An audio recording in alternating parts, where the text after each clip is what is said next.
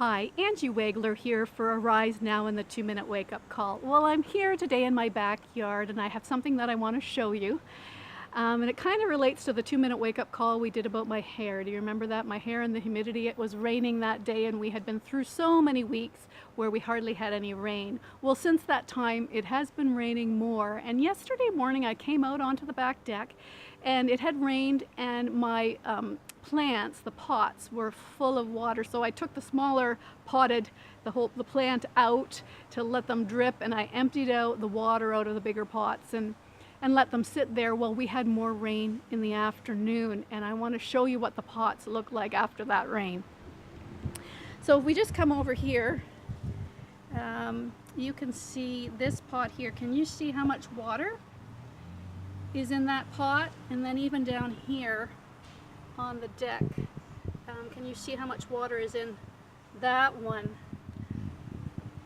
Yeah, like we had a real downpour in just a little over an hour, all that water coming down. Well, it got me to thinking about a couple verses that I wanted to share with you. Amos 8:11, it talks about how the Lord said there was going to be a famine in the land, but it wasn't a famine of food and it wasn't a famine of water. It was going to be a famine of the word of the Lord. Well, maybe you felt like you've been in a season of famine like that. Maybe you feel like you've been dry, that you're not sure what God's wanting to say to you. Well, we're now in this season of rain, and I want to share with you Joel 2:28 that was quoted in Acts 2:17, and the Lord said there was a time coming where he was going to pour out, yes, pour out, like downpour.